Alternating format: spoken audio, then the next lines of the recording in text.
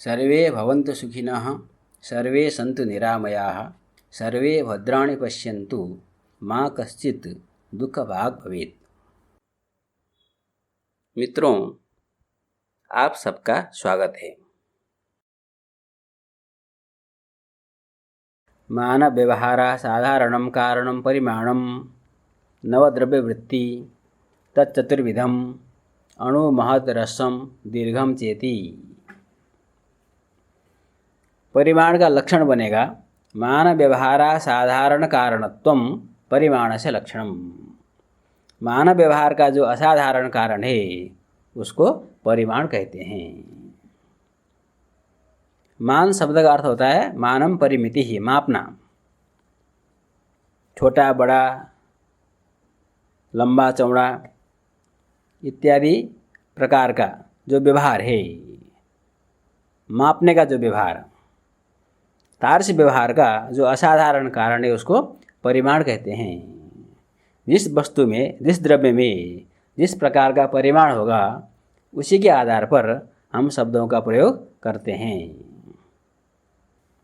नवद्रव्य वृत्ति, परिमाण भी सभी द्रव्य में रहने वाला गुण है। तच्चतुर्विधम, परिमाण 4 प्रकार का है। अणु महत् ह्रस्वम दीर्घम। यहाँ पर भाव प्रधान निर्देश है, अर्थात त्व लगा करके समझना है। अणु परिमाण नहीं कहना है हमको कहना है अणुत्व परिमाण, महत्व परिमाण, रसत्व परिमाण और दीर्घत्व परिमाण। इस प्रकार से परिमाण 4 प्रकार के होते हैं। जिसमें अणुत्व परिमाण होगा उस द्रव्य को हम अणु कहेंगे। जो बड़ा होगा उसको हम महान कहेंगे, अर्थात उसमें महत्व परिमाण है। उसी प्रकार से ह्रस्वत्व परिमाण और दीर्घत्व परिमाण के आधार पर हम ह्रस्व और दीर्घ शब्द का प्रयोग करते हैं। मित्रों, इसको थोड़ा अच्छे से समझते हैं।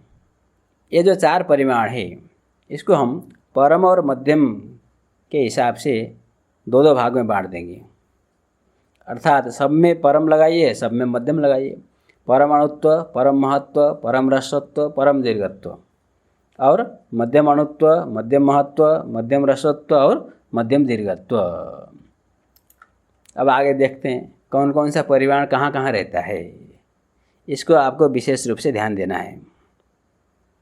पहले हम परम वाले को ले लेते हैं, परम अणुत्व और परम रसत्व। ये 2 प्रकार के परिमाण परमाणु में और मन में रहते हैं। जो परमाणु है, पृथ्वी जल तेज वायु के परमाणु, उनका जो परिमाण है वो परम अणुत्व परिमाण है और परम रसत्व परिमाण भी है। मन, हमारा जो मन है, मन के लक्षण में हमने कहा तच्च प्रत्यात्मनीय तत्वात् अनंतम परमाणु रूपम।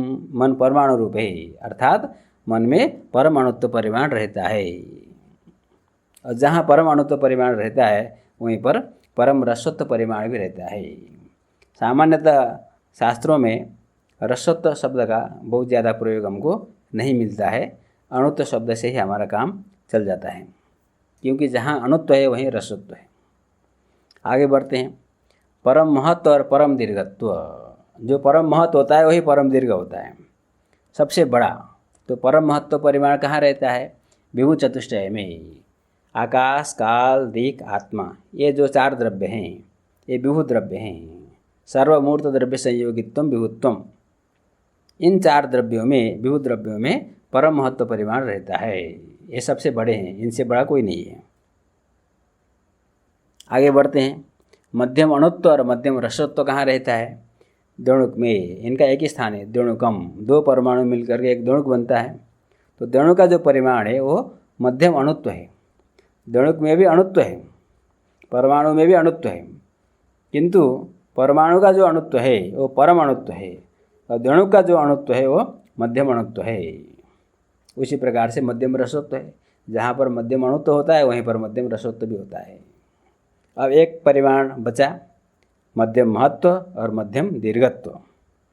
तो जो द्रव्य बचे, परमाणु गया, द्वणुक गया, उसके ऊपर त्रणुक से लेकर के विभुओं को छोड़ करके बीच में जितने भी द्रव्य हैं उन सब का परिमाण मध्यम महत्व और मध्यम दीर्घत्व परिमाण होता है। आगे बढ़ते हैं। पृथक्त्वम। पृथक व्यवहार साधारणं कारणं पृथक्त्वम सर्वद्रव्य वृत्ति। पृथक व्यवहार अर्थात अयम अस्मात् पृथक इत्याकार का जो व्यवहार है, इस व्यवहार को हम पृथक व्यवहार कहते हैं। घटः पटात् पृथक, एक घट है एक पट है और घट पट से पृथक है। इत्याकारक जो व्यवहार है, शब्द प्रयोग रूप व्यवहार, यथार्थ व्यवहार का जो असाधारण कारण है उसको हम पृथक्त्व कहते हैं, मुख्य कारण। क्योंकि पृथक्त्व घट में भी विद्यमान है, पृथक्त्व पट में भी विद्यमान है, अतः घटः पटात् पृथक और पटः घटात् पृथक दोनों व्यवहार हम कर सकते हैं। यथार्थ व्यवहार का जो असाधारण कारण गुण है, उस गुण का नाम है पृथक्त्व। पृथक्त्व में बहुत ज़्यादा व्याख्या करने की आवश्यकता नहीं है। लक्षण आपको बनाना है तो आप बनाइए, पृथक व्यवहार साधारण कारणत्वम पृथक्त्वस्य लक्षणम। आगे बढ़ते हैं। संयोगः। संयुक्त व्यवहार हेतु संयोगः सर्वद्रव्य वृत्ति। संयुक्त व्यवहार इमौ संयुक्तौ इत्याकार का जो व्यवहार है, इस व्यवहार का नाम है संयुक्त व्यवहार। जैसे आप देखिए दो पुष्प हैं, ये दो पुष्प जब तक अलग हैं, आपस में जुड़े हुए नहीं हैं, तब तक हम इमौ संयुक्तौ ऐसा व्यवहार नहीं करेंगे, ऐसा शब्द प्रयोग नहीं करेंगे। लेकिन जब इन दोनों में क्रिया होगी और ये आपस में जब जुड़ जाएंगे, तब हम क्या कहेंगे, इमे पुष्पे संयुक्ते। ये दोनों पुष्प आपस में जुड़ गए, इमे पुष्पे संयुक्ते। ये व्यवहार कब हुआ, जब दोनों पुष्पों के बीच में संयोग हुआ। अतः इमौ संयुक्तौ इत्याकारक जो संयुक्त व्यवहार है, यथार्थ संयुक्त व्यवहार का जो हेतु है, हेतु शब्द से सभी जगह पर आपको असाधारण कारण लेना है। कहीं पर ग्रंथकार हेतु शब्द का प्रयोग करते हैं, कहीं पर उन्होंने असाधारण कारण शब्द का प्रयोग किया है। किंतु कोई भी शब्द का प्रयोग करें, आपको असाधारण कारण ही लेना है, क्योंकि यहाँ पर साधारण कारण की चर्चा नहीं हो रही है, यह प्रसंग असाधारण कारण का प्रसंग है। अतः संयुक्त व्यवहार का जो असाधारण कारण है वह संयोग है। संयोग का लक्षण बनेगा संयुक्त व्यवहार साधारण कारणत्वम संयोगस्य लक्षणम। मित्रों, यहाँ पर आपको एक चीज़ ध्यान देना है। क्या ध्यान देना है? जैसे दो पुष्प है, उन दोनों में क्रिया हुई और आपस में संयोग हो गए, किंतु यहाँ क्या क्या हुआ ये आपको समझना है। एक क्रिया की उत्पत्ति से लेकर के उस क्रिया का नाश पर्यंत कौन कौन से कार्य हुए, इसको आपको समझना चाहिए। तो मैं आपको बताता हूँ। सबसे पहले हुई क्रिया, पुष्प में क्रिया हुई। कभी कभी दोनों में क्रिया हो सकती है, कभी किसी एक में भी क्रिया हो सकती है। दोनों में क्रिया होना जरूरी नहीं है, कम से कम एक में क्रिया होना चाहिए। दोनों में भी क्रिया हो तब भी संयोग हो सकता है। तो सबसे पहले हुई क्रिया। जब क्रिया होती है तो क्रिया के अनंतर दूसरे नंबर में क्या होता है, विभाग होता है।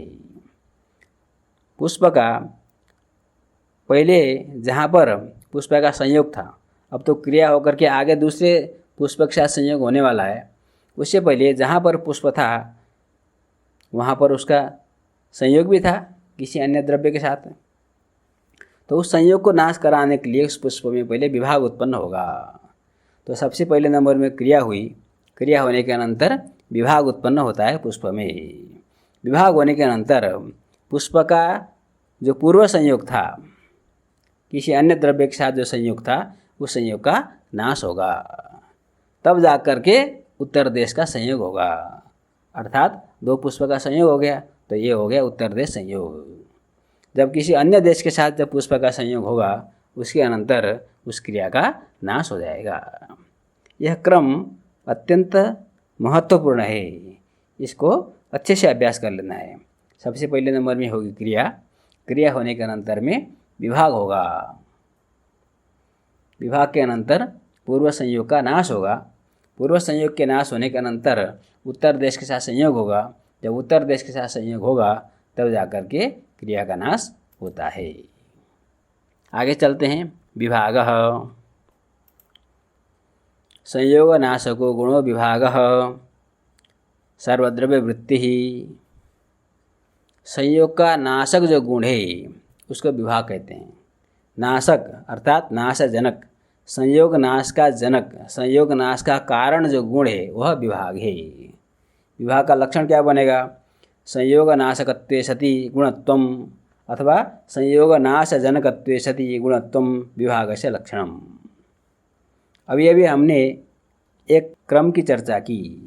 सर्वप्रथम क्रिया होती है, क्रिया के अनंतर विभाग होता है, विभाग के अनंतर पूर्व संयोग का नाश होता है, उसके अनंतर उत्तर देश का संयोग होता है, तब जाकर के क्रिया का नाश होता है सामान्य रूप से।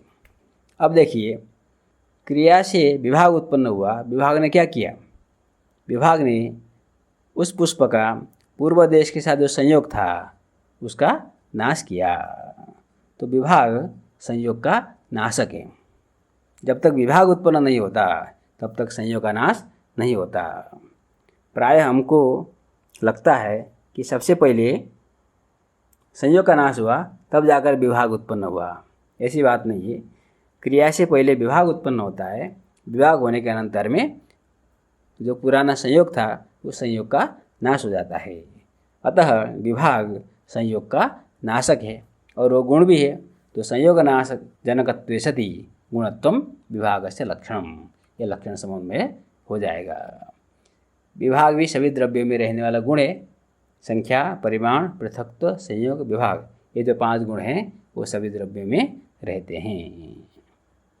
आगे की गुणों की चर्चा हम आगे फिर करेंगे। आपको बहुत बहुत धन्यवाद।